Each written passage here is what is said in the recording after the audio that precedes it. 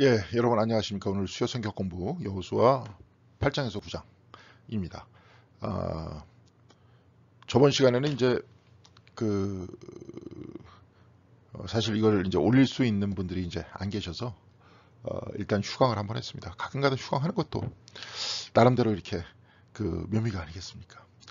예, 그래서 여러분들도 그래서 이제 잘 쉬었던 것 같고요. 교우 여러분들도 이제 오늘은 여호수아 8장, 9장 그렇게 할 수 있도록 하겠습니다.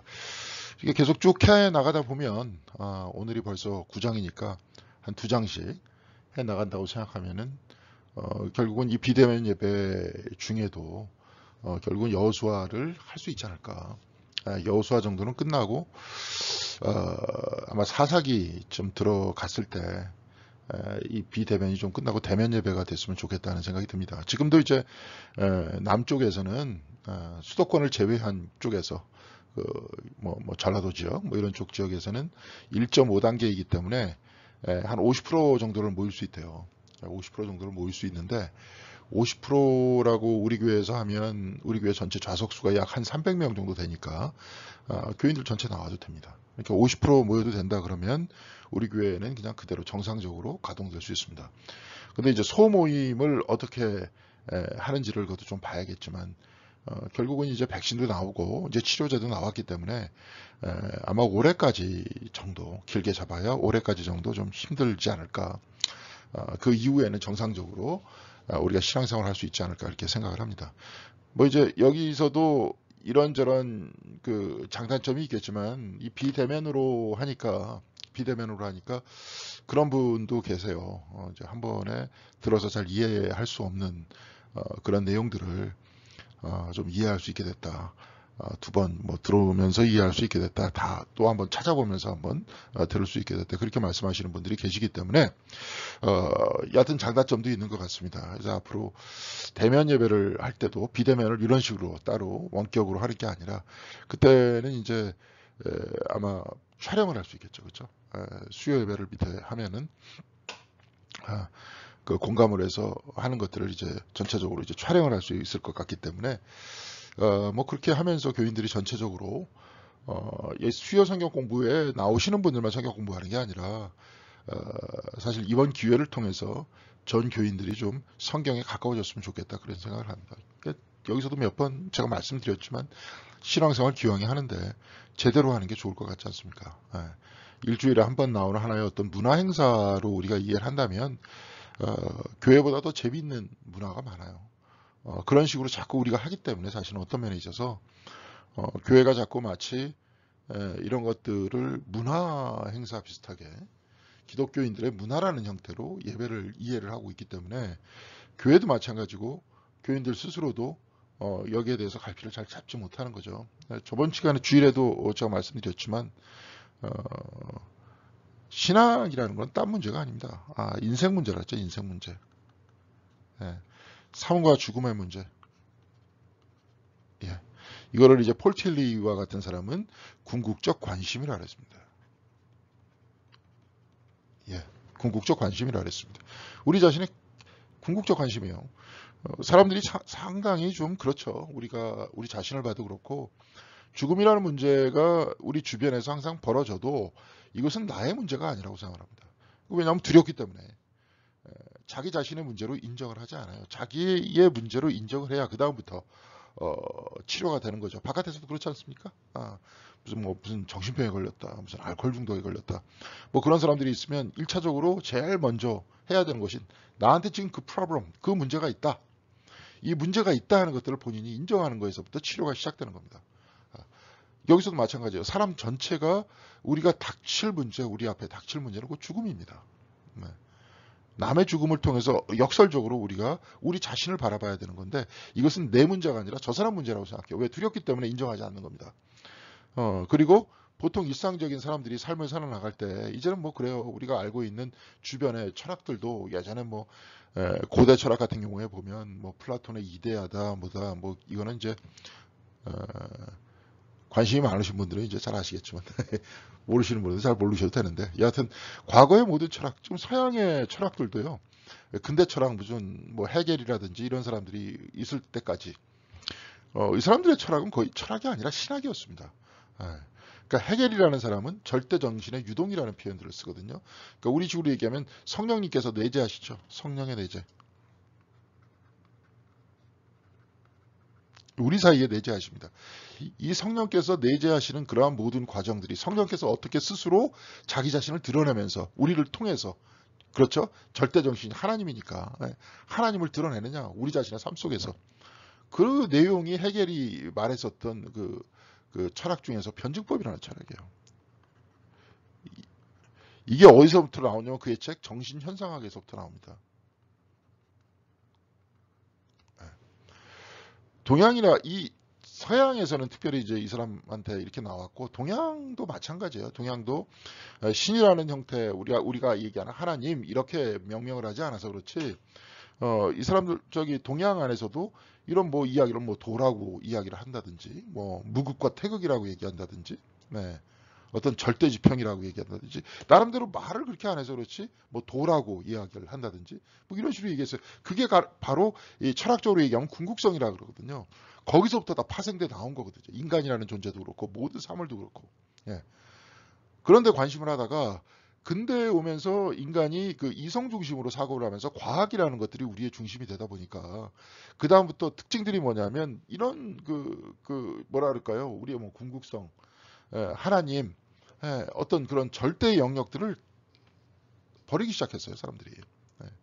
오로지 생각하는 자기 자신이 절대적이다라고 개체적인 자기 자신만 절대적이라고 생각을 했기 때문에 자기가 왜 생겨났는지 모르죠. 그래서 동방 기독교 안에서는 이런 표현을 합니다.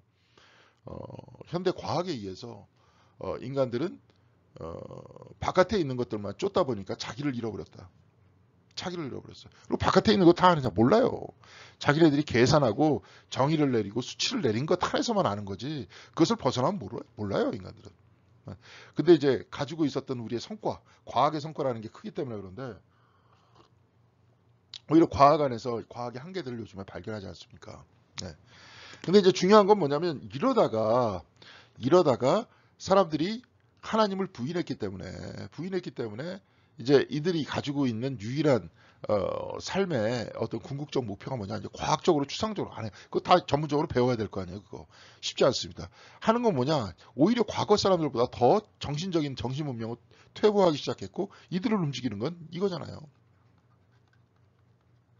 욕망과 경쟁입니다. 예.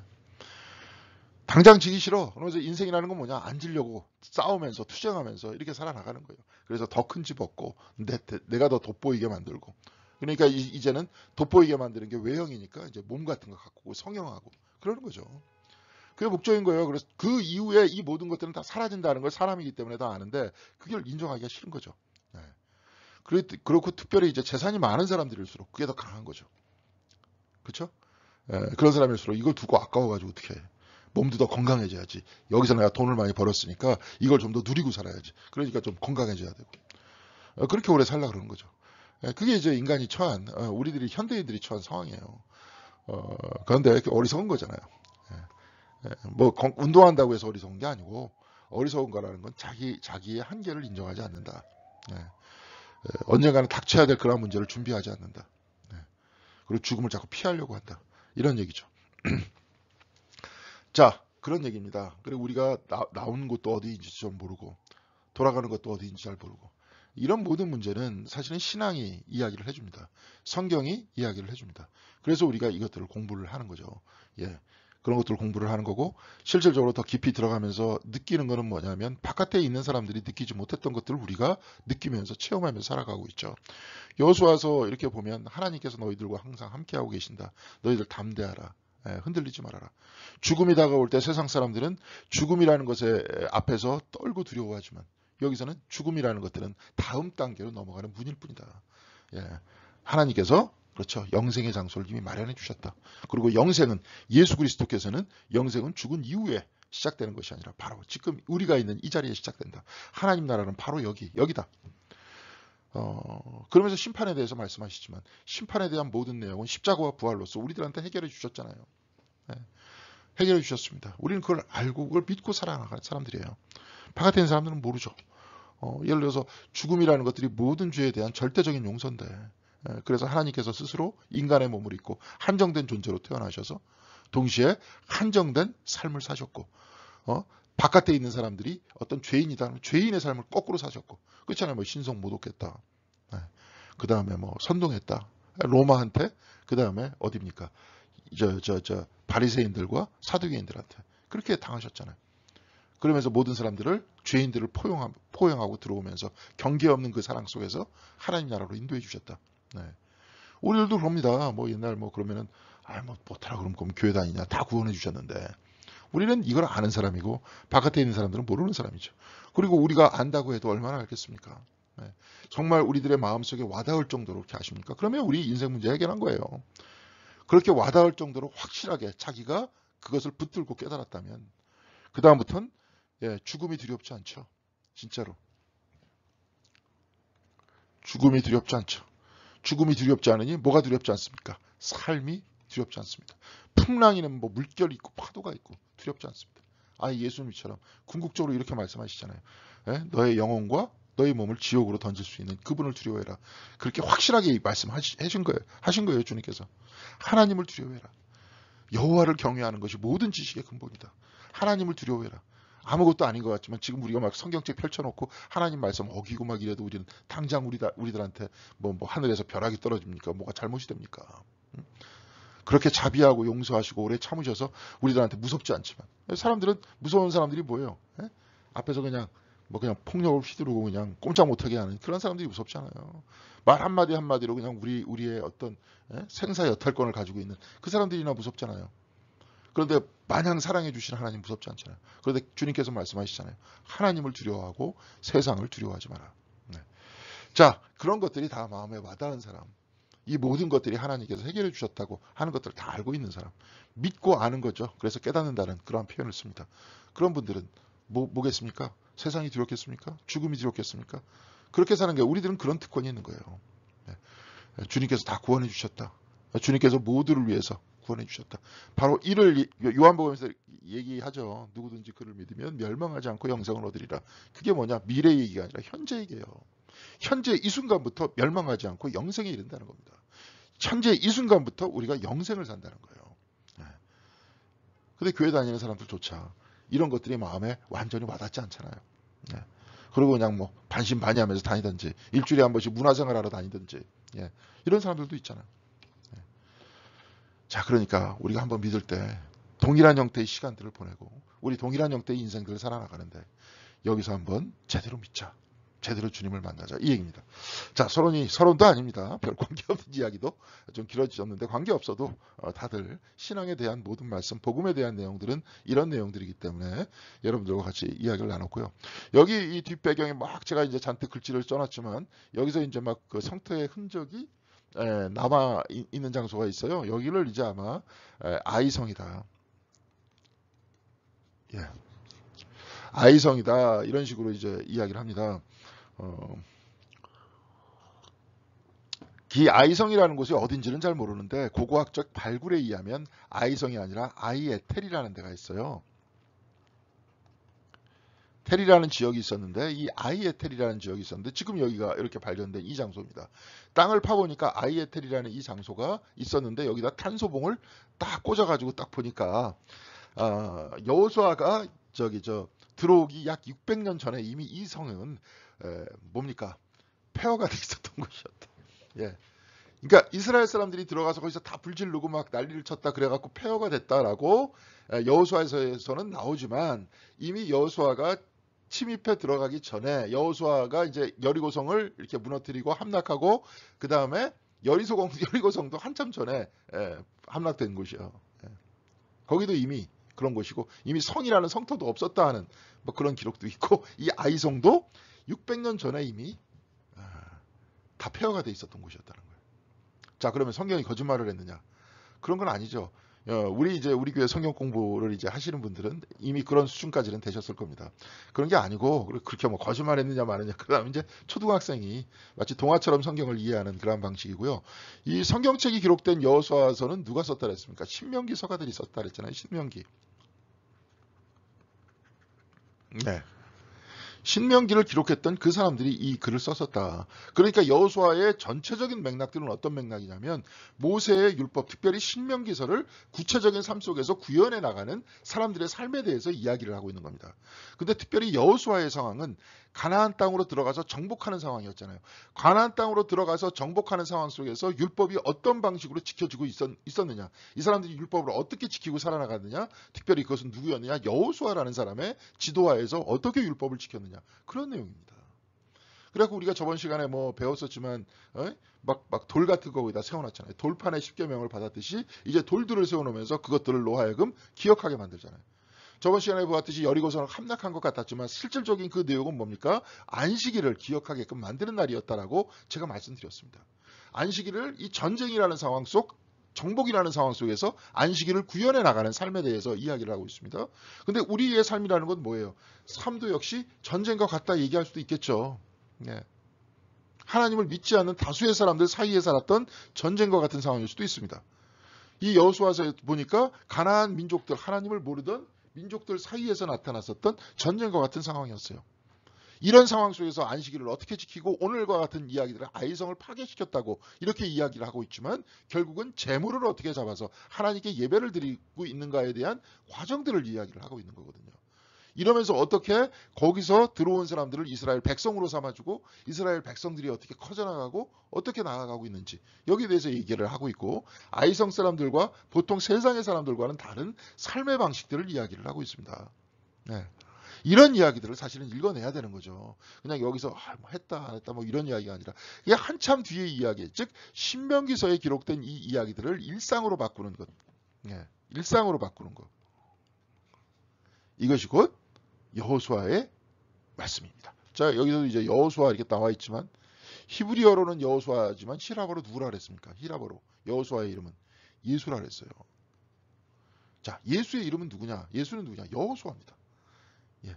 여호수아가 앞으로 나가듯이 예수님께서는 뭐 죽이고 뭐 여호수아는 잔뜩 죽이는 얘기만 막 나오는데 근데 이거는 이제 그때 당시에 일상에 있어서 전쟁에 대한 표현을 과거로 기억하면서 과거에 대한 그 이야기들을 전해온 이야기들을 구성하면서 얘기를 썼을 뿐이지 그 이야기가 중심이 아니죠. 자, 신명기서에 기록된 이 신명기서가들이 구체적으로 구성이 됐었던 때가 언제냐면 바빌론 포수 이후입니다. 그러니까 시드기야 왕 때 그 뭐예요?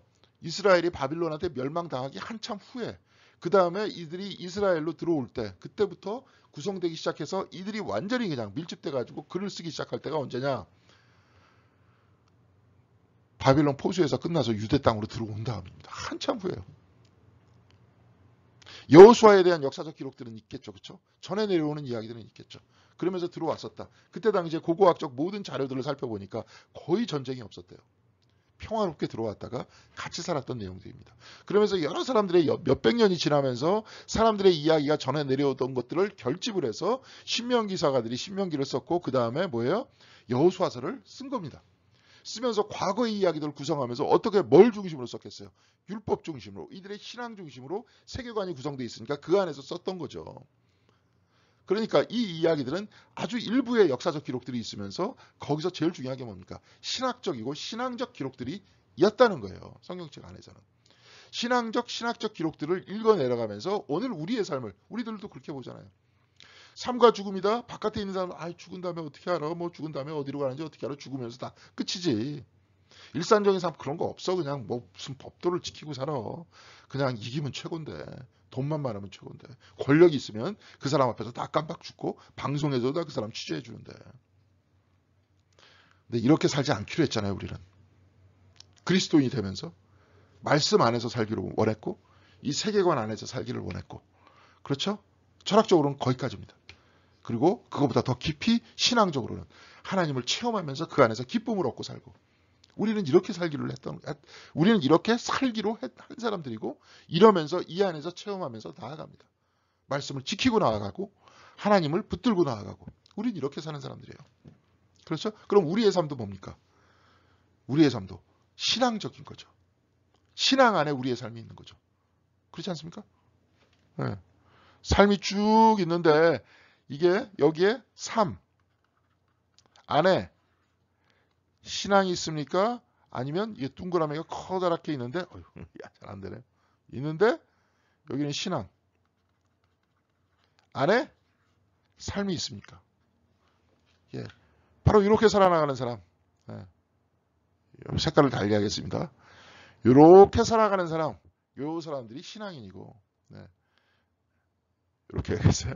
이렇게 살아나가는 사람들이 신앙인 중에서 여기 신앙이라는 요소는 안에 있으니까 덜 신앙인이고, 그냥 삶밖에 없다. 이런 사람들이 비신앙인이고. 자, 신앙 안에 삶이 있는 바로 이 사람들이 우리가 얘기할 때, 주님께서 얘기할 때 천국의 백성이죠. 이 사람들이 천국의 백성 아닙니까? 하늘나라가 너희 안에 있다라고 말씀하는 분, 예수님의 말씀을 그대로 따르고 믿고 사는 사람이죠.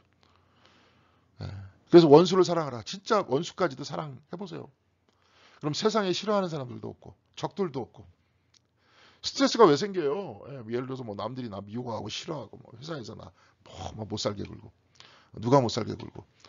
그래가지고 내가 힘든 건데, 근데 그런 모든 모습까지도 내가 극복하면서, 내가 사랑해가면서 다 내려놓으면서 산다. 성역책 그런 거잖아요. 마음이 온유하고 청결하고, 주님께서 원수를 사랑하라, 악에 저항하지 말아라. 그 대신 하나님 나라의 법, 산상수훈의 말씀, 이 말씀은 무엇이 흔들려도 그건 붙들어라. 어떤 일이 일어나도 붙들어라. 그렇게 사는 사람들 아닙니까? 이렇게 얘기하다 보면 한도 없고 끝도 없겠습니다. 빨리 들어가겠습니다. 자, 먼저 여호수아 8장을 제가 읽어보도록 하겠습니다. 저 때문에 이제 제가 요 뒷부분에 잘 보이지 않는데, 여러분들 여호수아 8장 1절에서부터 9절까지 한번 성경 있으시면 펼쳐드시고 따라와 주시기 바랍니다. 여호와께서 여호수아에게 이르시되 두려워 말라, 놀라지 말라. 군사를 다 거느리고 일어나 아이로 올라가라. 보라, 내가 아이 왕과 그의 백성과 그의 성읍과 그의 땅을 다 내 손에 넘겨주었으니 너는 여리고와 그의 왕에게 행한 것과 같이 아이와 그 왕에게 행하되 오직 거기서 탈취할 물건과 가축은 스스로 가지라. 너는 아이성 뒤에 복병을 둘지니라 하시니, 이에 여호수아가 일어나서 군사와 함께 아이로 올라가려 하여 용사 3만 명을 뽑아 밤에 보내며 그들에게 명령하여 이르되, 너희는 성읍 뒤로 가서 성읍을 향하여 매복하되 그 성읍에서 너무 멀리하지 말고 다 스스로 준비하라. 나와 나를 따르는 모든 백성은 다 성읍으로 가까이 가리니 그들이 처음과 같이 우리에게로 쳐올라올 것이라. 그리할 때 우리가 그들 앞에서 도망하면 그들이 나와서 우리를 추격하며 이르기를 그들이 처음과 같이 우리 앞에서 도망한다 하고 우리의 유인을 받아 그 성읍에서 멀리 떠날 것이라. 우리가 그들 앞에서 도망하거든 너희는 매복한 곳에서 일어나 그 성읍을 점령하라. 너희 하나님 여호와께서 그 성읍을 너희 손에 주시리라. 너희가 그 성읍을 취하거든 그것을 불살라 여호와의 말씀대로 행하라. 보라, 내가 너희에게 명령하였느니라 하고 그들을 보내매 그들이 매복할 곳으로 가서 아이 서쪽 베델과 아이 사이에 매복하였고 여호수아는 그 밤에 백성 가운데에서 잤더라 하는 내용입니다. 자, 이 내용을 가지고 한번 잠깐 설명해 보도록 하겠습니다. 이게 전체적인 내용보다도 이제 일부의 내용을 발췌를 했잖아요. 그래서 그 일부의 내용을 떼서 다음 페이지부터 보도록 하겠습니다. 8장 1절에 보면 여호와께서 여호수아에게 이르시되 두려워 말라, 놀라지 말라. 이 내용이 어떤 얘기입니까? 여호수아 제1장에 기록되어 있는 얘기죠. 담대하라. 두려워하지 말라. 그런 얘기죠. 왜? 모세라는 그 엄청난 카리스마를 가진 사람들이 여태까지 뭡니까? 40년 동안 광야에서 백성을 인도했어요. 근데 사실은 모세가 인도한 겁니까? 아니죠. 누가 인도했습니까? 하나님께서 인도하신 거잖아요. 그런데 하나님께서 누군가를 세우시잖아요. 본인 멋대로 안 하시잖아요. 삼위일체도 나중에 삼위일체 신학을 막 얘기할 때 삼위도 뭐예요? 셋이에요. 셋이 곧 하나고 하나가 곧 셋이라는 거 아닙니까? 근데 이제 이 모습은 어떤 이야기냐? 첫 번째 두 가지의 이야기예요. 우리의 신앙생활에 관계된 얘기예요. 두 번째 어떤 얘기입니까? 하나됨에 대한 이야기예요. 신앙생활은 뭡니까? 성령께서는 내재하시잖아요. 우리 안에 내재하시고 누구를 중심으로 누구를 표대로 세우게 하십니까? 예수 그리스도를 모범 삼아서. 그리스도께서는 그러시잖아요. 여러분들 보세요. 예수 그리스도께서 하나님이 인간이 되었다. 낮아지셨다. 나와 같이 되셨다. 하는 내용이에요. 그렇지만 최고의 인격은 누구냐? 우리 인간이 가지고 있는 최고의 인격은 누구냐? 우리는 그리스도를 닮는 거죠. 요즘이야 돈 벌기, 다들 돈에 이렇게 막 그렇게 하고 있지만 CEO를 닮는다. 정치, 권력을 잡고 싶은 사람은 정치인을 닮는다. 막 이러고 있지만 기독교인은 누구를 닮는 겁니까? 예수를 닮는 거예요.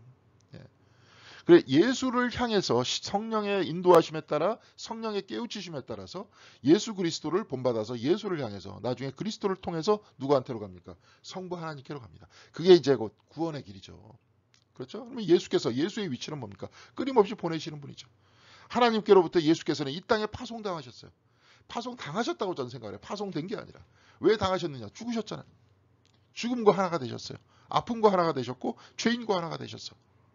그게 곧 하나님께서 이 땅에 내려오셔서 우리를 구원하시기 위해서 파송하는 방법입니다. 우리도 파송하지 않습니까? 세상 속으로 파송하는데 파송하는 이유가 뭐예요? 우리가 예배 끝날 때마다 일어서서 파송 선언하지 않습니까? 그 이유가 뭡니까?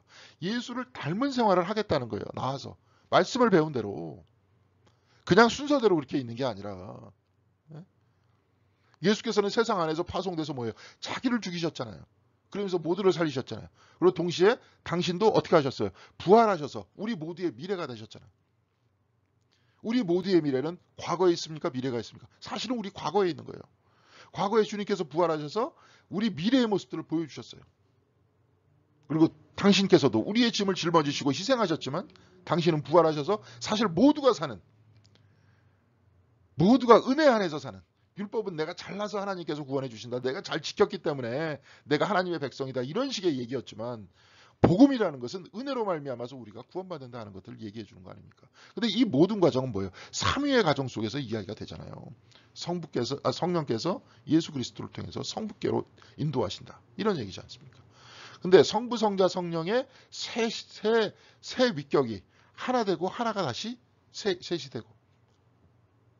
그렇죠? 어떤 면에 있어서 세 분의 존재가 아니죠. 다 하나님이죠. 하나님께서 우리 안에 내주하시고 하나님께서 인간이 되셨고 하나님께서 우리를 인도하시고 그래서 창조주가 되시고 예, 그러니까 한 분이신데 거기에 대해서 위격을 이렇게 부르다 보니까 이렇게 이해하게 됐을 뿐인데 세 개의 신이 아니고 한 분 하나님이십니다. 예. 그러면서 그 가운데 다원성 속에서 하나됨이잖아요. 우리를 통해서 일하시잖아요. 여기서도 보면은 여호수아를 통해서 일하십니다. 모세를 통해서 일하십니다. 삼위 세 위격이 되어서 이거 뭐예요? 조화를 이루면서 이 세상 전체를 끌고 나가십니다. 우리 식으로 얘기하면 한마디로 민주적이에요. 혼자 독단적으로 끌고 나가시지 않습니다. 혼자 다 하실 수 있죠. 뭐 뭐예요? 모세를 통해서 뭘 이끕니까? 그냥 위에서 그냥 확 말씀하시면 되지. 예? 안 보이시는 하나님께서 위에서 그냥 막 말씀이 들려. 하늘에서. 그래서 빛이 막 있어요. 그래서 말씀이 막 들려. 그래서 빛이 이끌어 나가는 대로 가면 되지. 그러면서 거기서 잘못하는 애들 하나하나씩 그냥 다 벌 주고. 그럼 사람들 꼼짝 못하면서 따라갈 거 아닙니까? 근데 그렇게 안 하시잖아요. 모세를 세우시고 또한 그의 조력자 아론을 세우시고 나중에 그들이 죽자 누구를 세우십니까? 여호수아를 세우시고 예언자들을 세우시고 그렇잖아요. 그렇게 하면서 하나님께서 이끌고 나가신다는 것들을 여러분들은 기억하시고 그러면서 그 하나님께서 지도자한테 하신 말씀이 뭐냐면 두려워 말라 놀라지 말라. 동시에 이 지도자에게 그렇게 말씀을 하셨기 때문에 지도자 역시 백성들한테 뭐라고 얘기하는 거예요? 하나님께서 우리와 함께 계시다. 두려워 말라 놀라지 말라. 이런 이야기예요. 자, 그래서 아이로 올라가라 보라. 그래서 보라 이제는 보라. 있는 그대로의 사실을 보라 하면서 증거를 보여주시는 거죠. 보라. 여러분들한테도 보라. 그러면 두려워 말라 놀라지 말라. 무엇을 보라 그러실까요? 여러분들 한번 찾아보세요. 네. 저는 그럴 것 같아요. 저는 별로 이게 잘난 사람이 아니기 때문에 자 보라. 여태까지 내가 너를 이끌었다. 여태까지 이 자리까지 너를 이끌었다. 보라. 우여곡절도 많았고 정말 위험한 상황도 많았고 부끄러운 일도 많았고 정말 그랬었지만 주님께서 여기까지 이끌어 주셨다. 보라. 두려워 말라 놀라지 말라. 누가 너와 함께 하는지를 보라. 여러분들도 한번 보세요. 자, 그래서 그의 백성과 그의 성읍과 땅을 다 내 손에 넘겨줬다. 넘겨줬으니까 네 마음대로 할 수 있다는 거죠. 자, 근데 거꾸로 이제 하나님께서 나중에 어떻게 돼요? 넘겨지시죠. 사람한테. 완전히 다 버리고 맡기는 겁니다. 예수님께서 그렇게 말씀하시죠. 저희 베드로가 그냥 오는 예수님을 붙들려고 오는 그 애에 그냥 귀를 내리치니까 내가 지금 명령하면 내가 얘기하면 천구들이 다 내려온다. 그런데 나는 넘겨지는 거죠. 나는 이렇게 가야지. 그런 얘기입니다. 확 넘어가 버렸습니다. 이게 하여튼 뭐 예수님께서 그렇게 말씀하셨다니까 그렇게 가야지 옳다. 그래서 넘겨주었다, 넘겨졌다, 그런 내용입니다. 그래가지고 이제 넘겨졌다 그래서 아이성들이 이제 들어가는 그런 모습을 이렇게 이야기를 하고 있고요. 이제 여호수아 3장에서부터 8장 3절에서부터 그 다음에 9절까지 그 비슷한 내용들이 있어서 한번 여러분들 살펴보겠습니다. 이에 여호수아가 일어나서 어디에요? 군사와 함께 아이로 올라가려 하여 용사 3만 명을 뽑아 밤에 보냈대요. 3만 명을 뽑아서 보냈는데 어떻게 있느냐? 군사와 함께 했대요. 여호수아가 히라보로는 누구라 그랬습니까?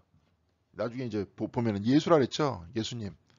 자, 예수님께서는 어떻게 하신 분이에요? 내재하신 분이잖아요. 예수님께서도 성육하신 분이잖아요. 내려오셨잖아요. 인간의 모습으로 내려오셨고 십자가에 성육하신 분 아닙니까? 왜 성육해요? 여기는 군사와 함께 했지만 그리스도께서는 우리와 함께 하시려고. 예. 이런 얘기 있잖아요. 구약은 신약의 그림자라고. 예. 왜 하고 많은 이름 중에서 왜 예수라 그랬겠어요? 저기 저 마태복음에서 이름을 예수라 하라. 왜 이름을 여호수아라 했겠어요? 율법이 구현되는 것, 하나님께서 말씀이 되시는 것, 동시에 그래서 인간이 되시는 것, 말씀의 화신이 되시는 것, 동시에 사랑의 화신을 보여주는 것. 구약에서의 모든 율법의 말씀도 예수께서는 그렇게 말씀하셨잖아요. 이게 뭐냐? 사랑이다. 율법에서 하시려고 하는 건 뭐냐? 사랑을 하는 소리다.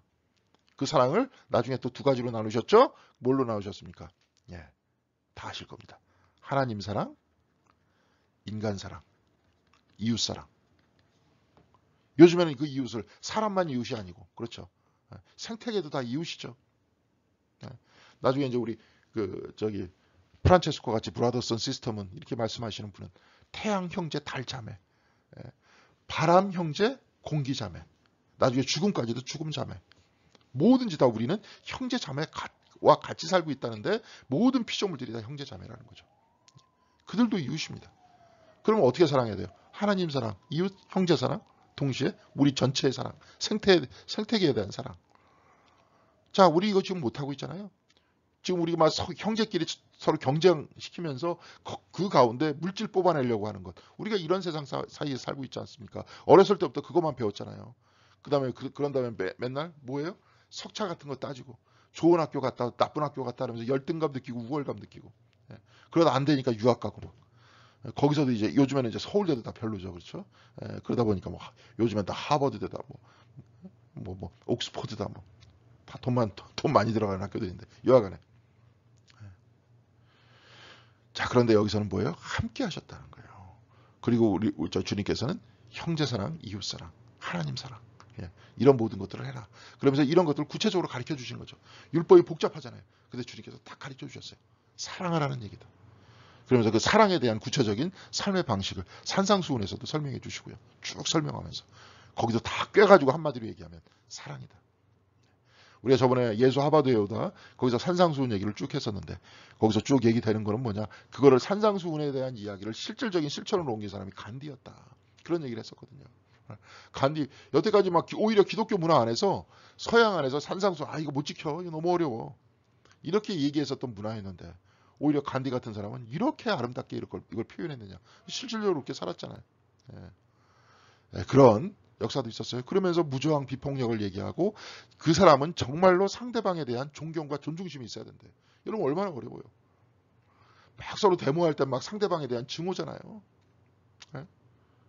이것이 뭐 진보적인 사람들이 데모를 하나 보수적인 사람들이 데모를 하나 결국은 어떤 대상을 향해서 막 욕하면서 뭐 물러나라 뭐 타도하자 뭐 이런 얘기 아닙니까? 근데 간디가 있었던 건 예수님께서 하셨던 거는 오른쪽 뺨 때리면 왼쪽 뺨 대라. 그리고 너 자신을 돌아봐라. 형제를 사랑해라. 그러면 사랑하는 가운데 뭘 하는 겁니까? 산상수훈을 지키는 거죠. 주님께서 우리들에게 하시는 말씀 지키는 거예요. 우리는 바로 이 말씀 지키면서 살아가는 사람이에요. 어떤 형태의 뭐라 그럴까요? 저 위협이 있고 막 이래도 우리는 이거 못 논다. 우리는 이건 지킨다. 막 때리면 그래 때려라 맞겠다. 그렇지만 우리는 이거 지키겠다. 그렇게 살아가는 거예요. 그게 우리가 살아나가는 삶의 방식입니다. 자, 그래서 군사와 함께 아이로 올라가요. 그들에게 명령하여 이르되 너희 성읍을 향해서 매복하되 그 성읍에서 너무 멀리하지 말고 다 준비해라. 이거 뭐예요? 스스로 준비해라. 스스로 매복하면서. 자, 아이성 안에 있는 사람들은 준비도 없고 아무것도 없었어요. 신앙인들의 삶은 뭐예요? 준비하는 삶이에요. 근데 여기 뭘 준비하느냐? 나중에 아이성을 보니까 다 불태운다 그러잖아요. 미리 말씀드리겠습니다. 번제 드리는 거예요. 바치는 거예요. 전쟁의 상황 속에서 지금 예배의 삶을 우리들한테 가르쳐주고 있는 겁니다. 여호수아에 있어서는. 지금 이 전쟁이라는 가나안 정복의 상황 속에서 율법을 이야기하면서 사실은 여기서 얘기하는 것들은 뭐예요? 예배예요. 예배. 의식이에요. 세상을 이기는 겁니다. 그러면서 하나님의 백성으로 사는 거예요. 예. 그래서 매복하되 준비해라 그러잖아요.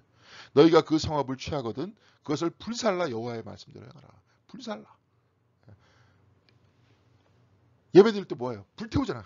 불태우잖아 옛날에는. 우리는 지금 뭐 하는 겁니까? 예. 성경책 가운데다 이렇게 딱 두고, 네, 성경책 여기 딱 있습니다. 성경책 쫙 있다.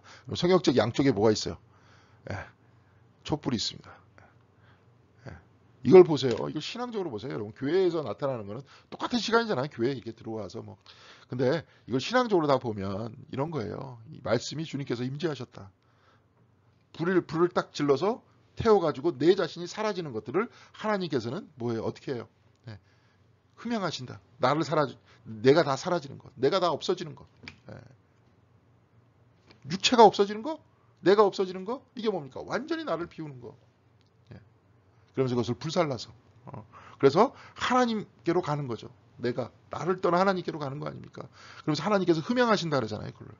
나를 떠나 하나님께로 가는 거. 자, 그러면서 그 번제물을 어떻게 해야 돼요? 제물을 불살라 여호와의 말씀대로 행하는 거죠. 매복해서.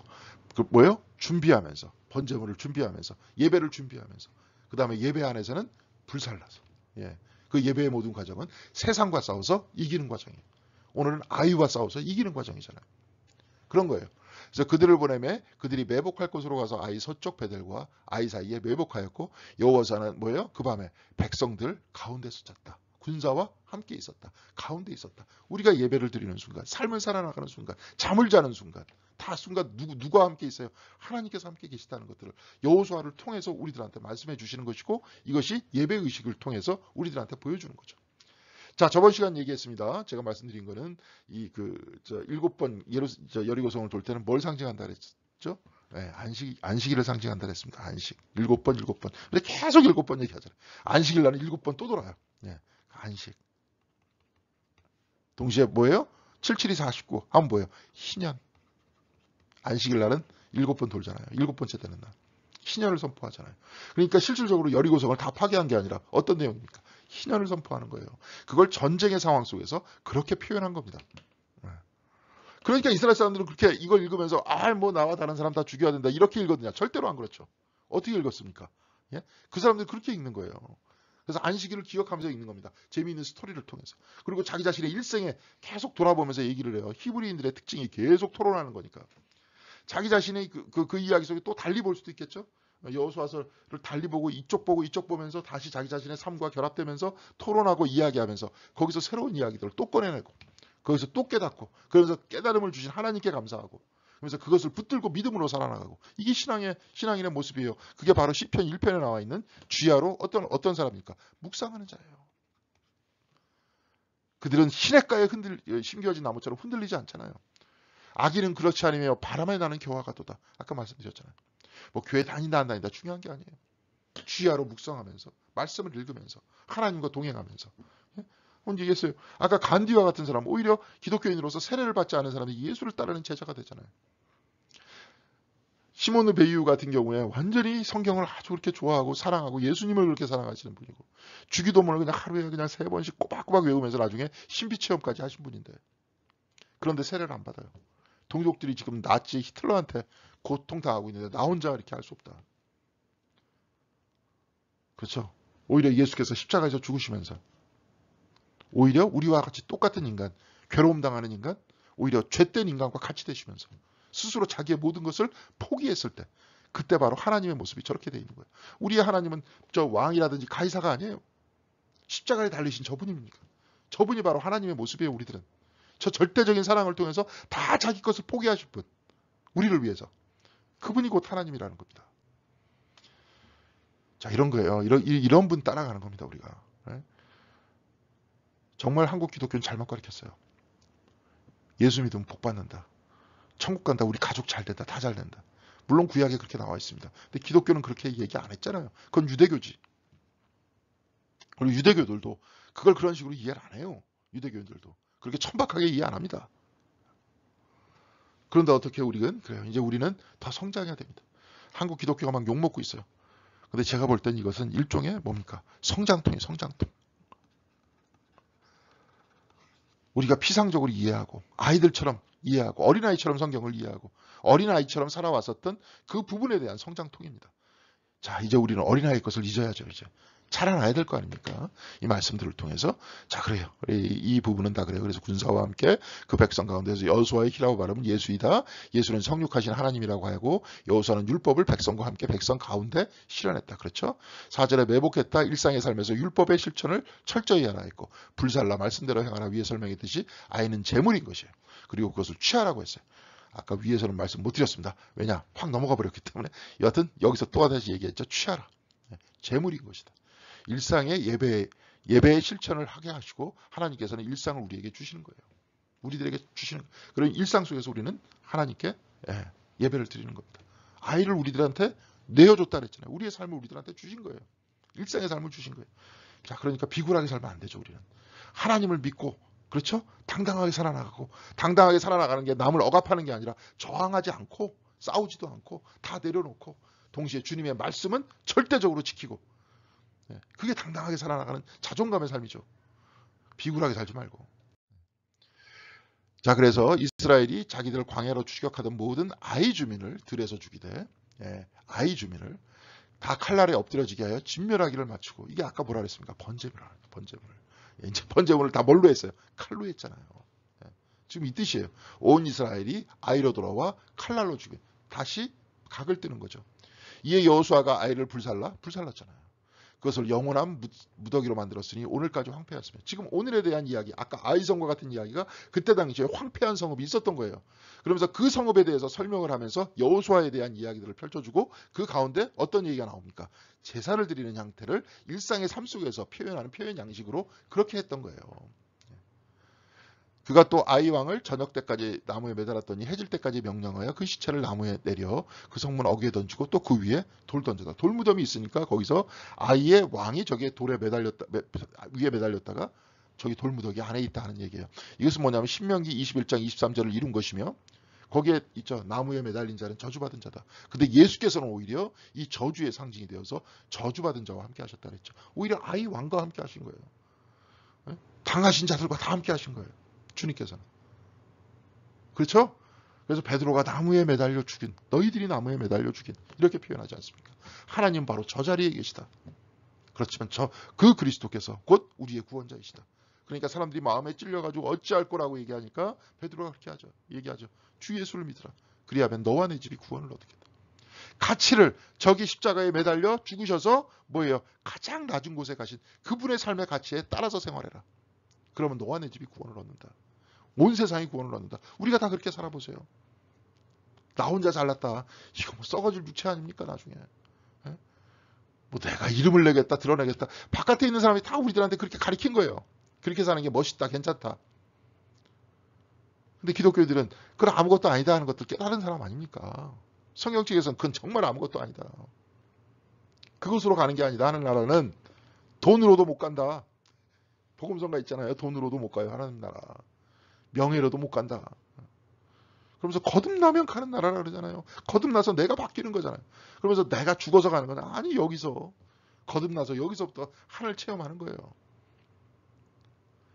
자 그러는 겁니다. 그래서 마이스터 에카르트는 하나님께로 나오는 문과 들어가는 문은 같대요.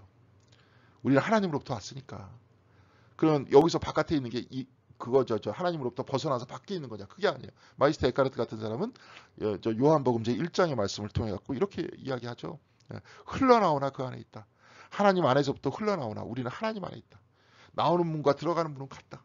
다 어차피 하나님 안에 있는데 지금도 하나님만 여기도 하나님만. 태어나기 전에도 하나님만 죽어서도 하나님만 지금도 하나님만. 말씀과 신앙 안에 사는 사람은 이렇게 흔들림 없이 이렇게 살아요. 하나님과 동행하면서.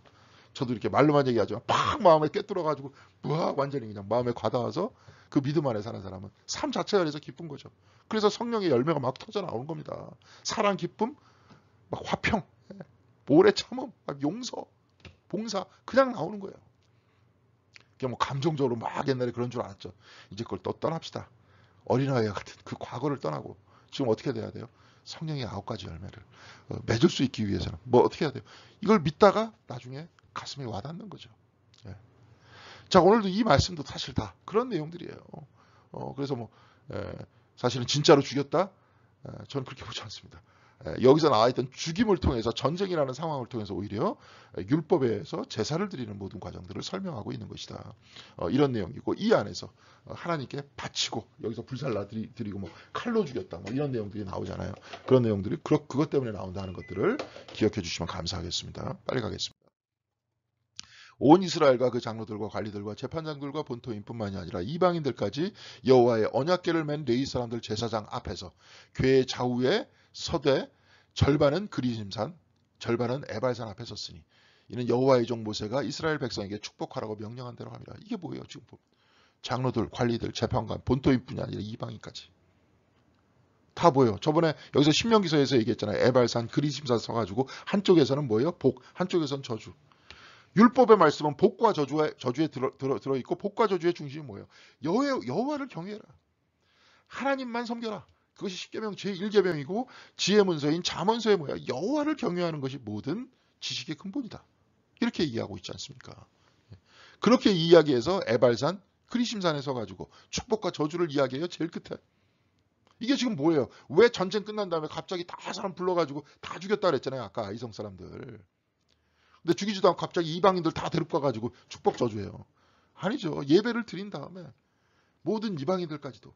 이게 그렇잖아요. 모든 이방 사람들이 하나님의 율법을 배우고 율법의 중심은 뭐예요? 예수님께서 사랑이라 그랬잖아요. 하나님의 사랑을 배우고 이웃 사랑을 배우고 모든 사람들이 그 배움과 같이 삶 속에서 이스라엘 사람들이 끊임없이 토론하듯이 그 사랑에 대해서 토론하고 말씀에 대해서 토론하고 그리야 해서 여호와를 아는 지식이 충만해질 때 전 세계가 뭐예요? 하나님께서 원래 창조하셨던 창조의 동산이 된다는 거 아닙니까? 우리들도 지금 뭐 하나 못하는 거예요? 자기 욕망 하나 못 줄이고 있어요. 이게 지구 멸망할 것 같죠? 예. 인간이 이 욕망을 멈출 거예요, 과연?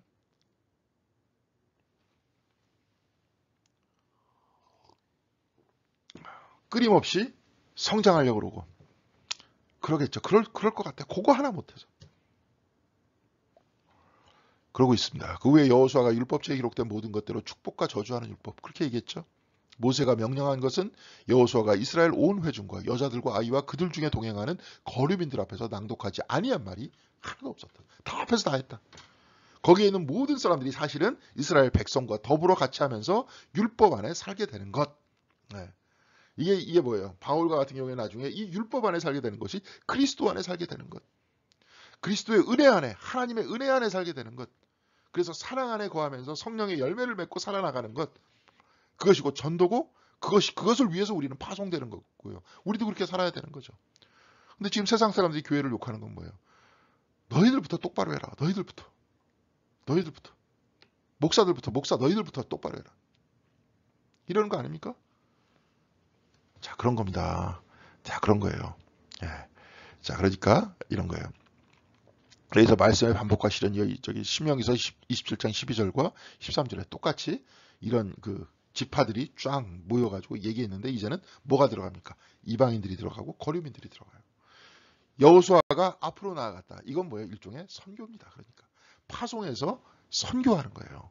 근데 이것을 전쟁의 상황과 빗대어서 이야기를 하고 있는 겁니다. 그러니까 이런 것들을 우리가 잘 파악하면서 읽어내야 된다. 이 얘기입니다. 자, 여호수아 9장입니다.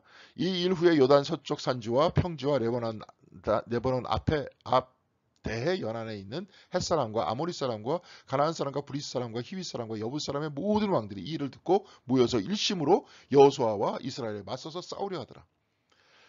예, 기브온 주민들이 여호수아가 여리고와 아이에 행한 일을 듣고 꾀를 내어 사신의 모양으로 꾸미되 헤어진 전대와 헤어지고 찢어져 기운 가죽 포도주 부대를 나귀에 싣고 그 발에서 낡아서 기운 신을 신고 낡은 옷을 입고 다 마르고 곰팡이가 난 떡을 준비하고 그들이 길갈 진영으로 가서 여호수아에게 이르되 그와 이스라엘 사람들에게 이르되 우리는 먼 나라에서 왔나이다. 이제 우리와 조약을 맺읍시다.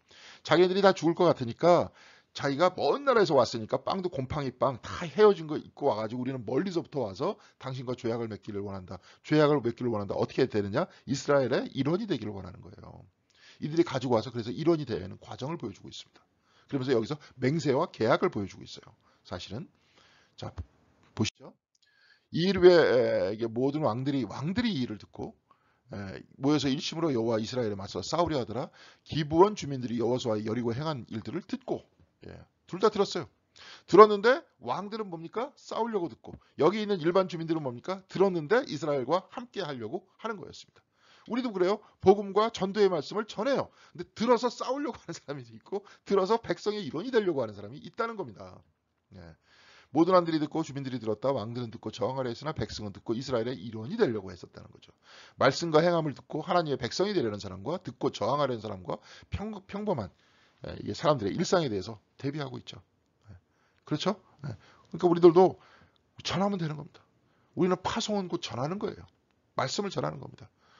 그런 이야기가 아니라 우리 삶을 이제 전해야 돼요. 저는 그렇게 생각해요. 나는 예수를 믿고 이런 사람이 됐다. 나는 이런 라이프 스토리를 여러분과 나누고 싶다. 교회 안에서도 근데 잘 안 됐잖아요. 가족 식구들 안에서도 왕들과 같은 사람이 있고 백성과 같은 사람이 있잖아요. 들었는데 들어오는 사람이 있고 오히려 싸우려고 하는 사람들이 있잖아요. 근데 그건 우리 책임이 아닙니다. 논쟁할 필요도 없어요. 우리는 전하면 됩니다. 주변에 있는 사람들한테 전해야 돼요. 우리 교회도 마찬가지죠. 정체돼 있잖아요. 지금 우리 교회가. 그리고 또 전도해서 듣는 세상도 아닙니다. 그럼에도 불구하고 해야 되죠. 왜? 이것이 우리의 길이니까. 우리들도 그래요. 교회 안에서 우리가 행복해졌으면 좋겠어요. 아까도 얘기했지만 신앙 안에 있는 우리의 삶이라는 것들이 구체적으로 얘기하는 게 뭡니까? 행복이잖아요. 행복. 사실은. 어떻게 얘기하느냐에 따라 갖고. 여기서 복 받는다 이렇게 얘기하고 뭐 부자 된다 이런 얘기가 아니라 충만한 거지 않습니까? 예전에 한번 우리가 그 누구예요? 프란체스코의 삶에 대해서 브라더스 앤 시스터문을 우리가 영화를 봤습니다. 기억하시는 분은 아시겠지만 아버지의 재산들을 바깥으로 던진 다음에 아버지한테 고발을 당하죠. 그런 다음에 나중에 주교 앞에서 재판을 받는데 네가 원하는 게 뭐냐 하니까 프란체스코가 그렇게 대답하잖아요. 나는 행복하기를 원한다. I want to be happy. I want to be happy. 행복하기를 원한다. 그럼 어떻게 행복하느냐? 나의 행복은 세상의 물질 속에 있다는 게 아니지 않습니까? 하나님을 따라서 있는 그대로 소박하게 살아나가는 것. 주님과 같이 살아나가는 것. 이게 진정한 행복이라는 걸 내가 알았다. 이게 복이에요. 이게 복. 재산이 늘어나는 게 아니라. 그건 구약 옛날 얘기고. 그리고 그건 이미 다 깨졌고요. 이스라엘 다 멸망했고요. 그런 이야기들은. 자, 그렇게 얘기가 됩니다. 그래서 여호수아 이들이 이제 떡을 다 가져왔는데 이 떡은 우리가 당신에게 오려고 떠나던 날에 우리의 집에서 아직도 뜨거운 것을 양식으로 가져왔으나 이제 곰팡이가 났다. 또 우리가 포도주에 담은 이 가죽 부재도 새 것이었으나 찢어지게 되었으며 우리의 이 옷도 신도 여행이 길었으므로 낡아졌다 하면서 속이는 거죠. 그러면서 오래전부터 죄악을 맺으려고 했다. 그러면서 들어와서 죄악을 맺었다. 나도 그 안에 일원이 되기를 원한다. 사신이 되기를 원한다. 사신이 되면서 우리나라하고 다투지 마라. 이런 식으로 이제 얘기를 했었는데 이건 꾀였던 거죠. 왜냐? 그 나라에 있으면 잘못하면 죽으니까. 이렇게 왔다. 그래서 그러나 회중 족장이 이스라엘 하나님 여호와로 그들에게 맹세했기 때문에 그들의 자손이 그들을 치지 못했대요. 맹세했기 때문에 계약을 맺었기 때문에 치지 못했다는 겁니다. 이게 계약적 세계예요. 그러므로 회중이 다 족장을 원망했어요. 왜? 쟤네들은 대표로 온 것들이 아니라 속여서 왔는데 하나님께 묻지도 않고 족장들이 지멋대로 해가지고 데리고 들어왔다. 그런데 계약은 계약이잖아요. 율법이잖아요. 모든 족장이 온 회중에게 이르되 우리가 이스라엘 하나님 여호와로 그들에게 맹세하였은즉 이제 그들을 건드리지 못하리라. 우리가 그들에게 맹세한 맹약으로 말미암아 진노가 우리에게 임할까 하노니 이렇게 행하여 그들을 살리리라 하고. 그렇죠. 무리에게 이르되 그들을 살리라 하니 족장들이 그들에게 이른 대로 그들이 온 회중을 위하여 나무를 패며 물을 깃는 자가 됐다. 그 회중 가운데 나무를 패며 물을 깃는 그러한 족속들이 있었던 거예요. 그러한 족속들에 대해서 설명하면서 그들이 거기서 어떻게 들어오는지에 대해서 이야기를 하고 있습니다. 그래서 오늘날까지 이야기했대요.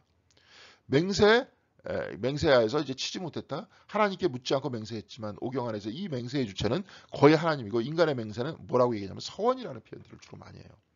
내 하나님 여호와께 서원하거든 갚기를 더디하지 말라. 내 하나님 여호와께서 반드시 그것을 내게 요구하시리니 더디면 그것이 내게 죄가 될 것이다. 여기도 서원도 곧바로 이뤄야 된다. 맹세는 곧 서원인데 여기 있는 사람들도 역시 마찬가지로 족장들이 서원했기 때문에 이걸 할 수 없는 거예요. 이게 계약이기 때문에. 이렇게 돼서 그들이 일원이 됐다 하는 것들이에요.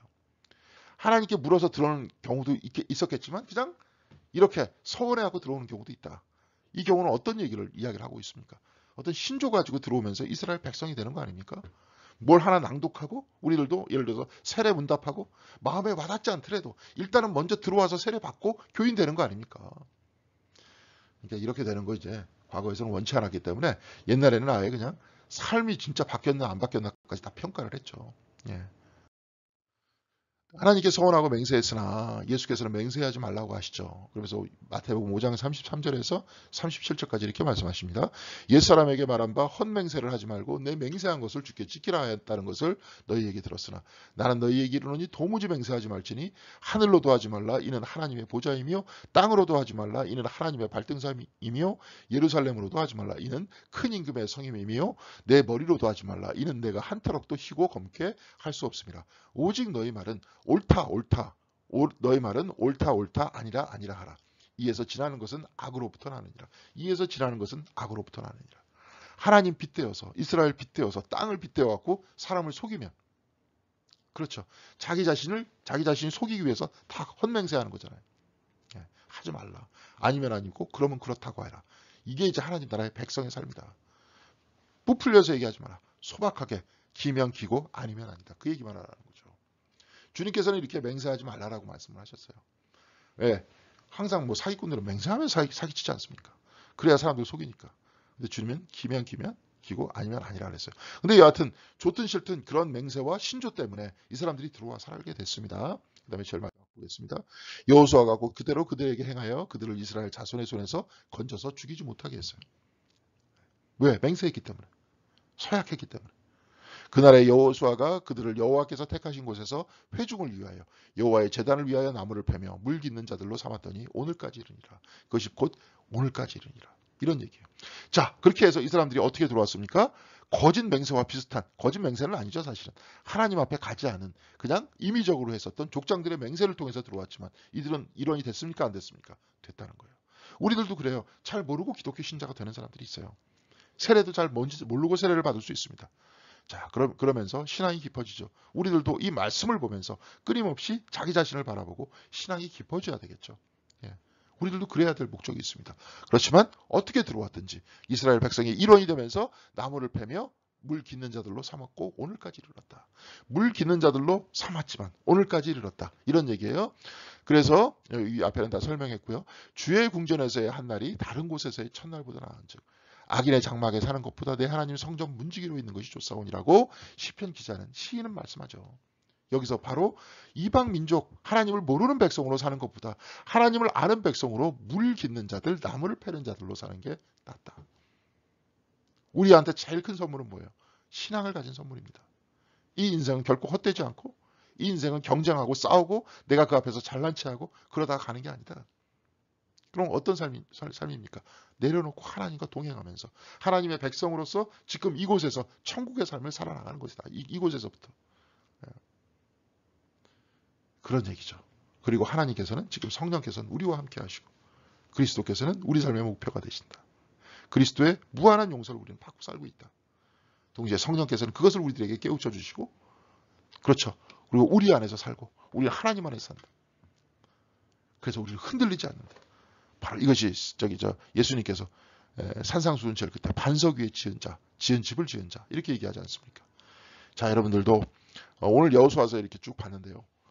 쭉 보니까 전쟁의 상황, 막 침범의 상황, 아이성에서 막 잔인하게 얘기하는 그 이야기로 피상적으로는 들리지만 그 안쪽에 있어서 이 내용은 어떤 얘기입니까? 예배의 과정이었고 말씀을 일상의 삶 속에서 구현하는 과정이었고 또한 이 가운데에서 이방 사람들이 이스라엘 백성의 일원이 되면서 점점 이스라엘은 커져나가면서 그 땅에서 하나님 나라가 세워져 나가는 과정이었죠. 그렇지만 이들 스스로가 마치 우리가 요즘에 기독교인들이 욕을 먹듯이 뭐예요? 우상 숭배를 하게 됐을 때 예언자들을 보내시지 않습니까?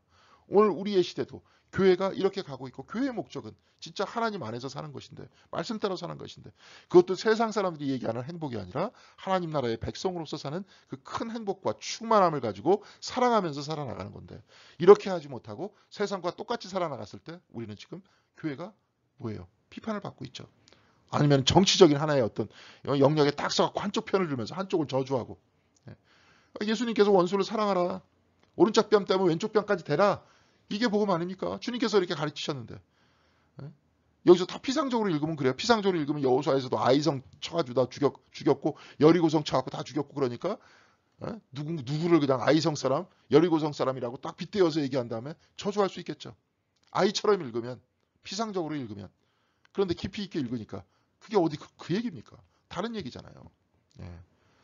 자, 그러면서 우리도 주님께서 사랑하라 하셨으니 사랑하면서 사는 우리가 되기를 바라겠고요. 우리 교회부터 딴 사람, 딴 교회 이제 얘기하지 말고 우리 교회부터 하나님 안에서 사랑하면서 살아나가면서 정말로 이 마포 지역에 우리 자신의 삶 속에서 여러분들 한 분 한 분들이 빛과 소금의 역할들을 다 하시는 아름다운 한 분 한 분이 다 되시기를 간절히 바라겠습니다. 기도하고 마치겠습니다. 사랑과 은혜가 충만하신 하나님, 수요 성경 공부 우리가 할 수 있도록 도와주시는 애 감사드립니다. 율법이 삶 속에서 완성되는 것, 우리로 하여금 또한 하나님의 체험이, 말씀의 우리의 묵상이, 우리의 삶이 될 수 있도록 오늘의 여호수아서처럼 우리를 이끌어 주시옵시고 함께하여 주시옵시며 또한 우리의 삶이 예배가 될 수 있도록 도와주시옵시고 이끄시고 함께하시는 하나님을 바라보면서 두려워하지 않고 담대하게 삶을 살아나갈 수 있는 저희들이 될 수 있도록 붙들어 주시옵소서. 우리가 성령과 함께하기를 원합니다. 그리스도와 함께하기를 원합니다. 그래서 하나님과 하나가 되어서 진정으로 이 땅에서부터 천국의 삶을 살기를 원합니다. 주여 우리의 마음을 열어주시고 우리의 지식의 눈을 열어주시옵시며 우리의 믿음을 더욱더 깊이 하여 주셔서 이 삶 속에서 주님과 더욱더 깊이 버탈 수 있도록 인도하여 주시옵소서. 이번 말씀 우리 주 예수 그리스도의 이름으로 기도드렸습니다. 아멘. 예, 감사합니다. 수고하셨습니다.